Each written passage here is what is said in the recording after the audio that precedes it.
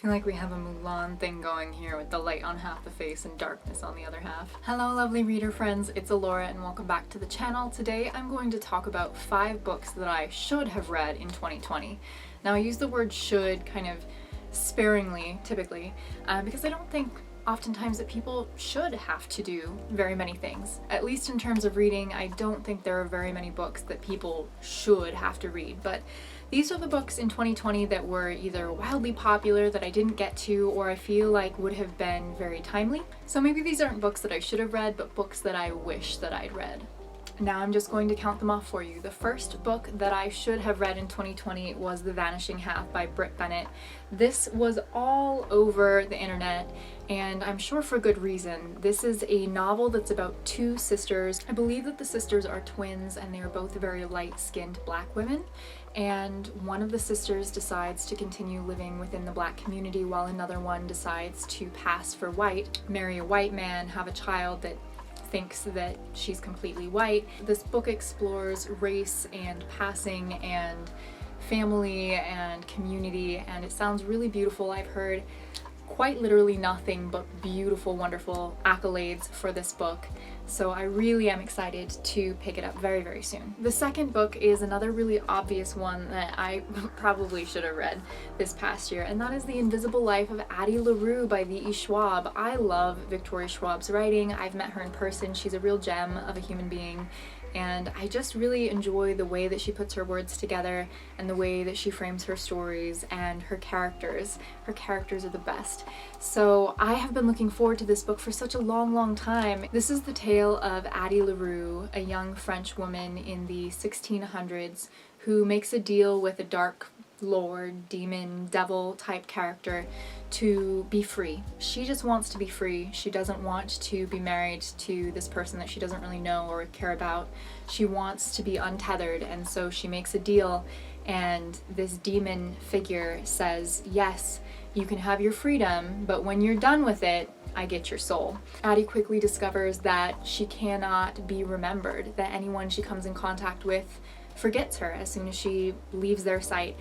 And so I believe that this is a story about legacy and about art and what the meaning of human interaction is and the meaning of living and whether it's important to leave your mark on the world.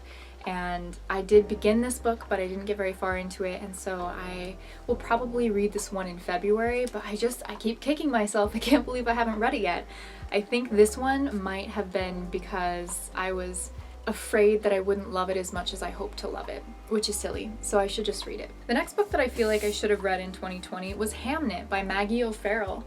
This book is on the, I don't know if it's the long list or the short list, but for the Booker Prize, which used to be called the Man Booker Prize.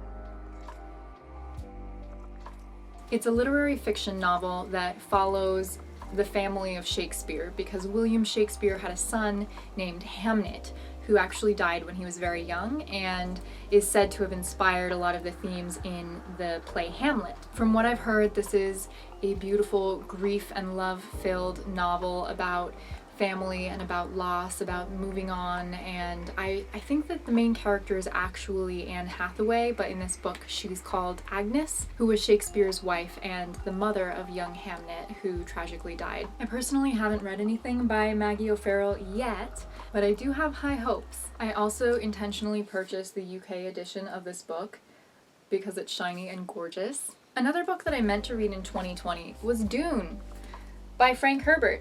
I didn't even know who it was by. This is a massive sci-fi novel and series that I really know nothing about except for like planets with sand everywhere, sand dunes. That's what I know about it.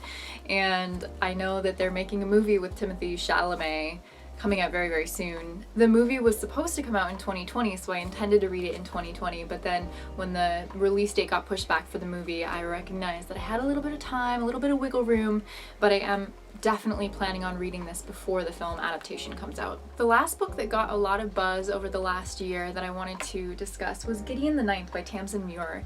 This is a story about lesbian necromancers in space, and I feel like I should have read this a long time ago. I know the second book, Harrow the Ninth, is actually already out, and I'm behind on this train. I didn't jump on the bandwagon soon enough, so I can't wait to get into this. I just hear that the characters are so badass, both Gideon and Harrow, and I hear that it takes place in this kind of creepy space manor with dead things rising from the ground, and I don't know, there are swords and skeletons, and it seems like everybody who's read this has had a really good time. Alright friends, that concludes today's video about the 5 books that I should have read, or at least that I meant to read in 2020. Let me know down below in the comments if there are any other books that you really heard hyped up, or books that you read in 2020 that you thought were brilliant. I believe the next video that I'm going to put out is my 2021 reading goals and resolutions video, so stay tuned for that, and until next time, I'm sending you love.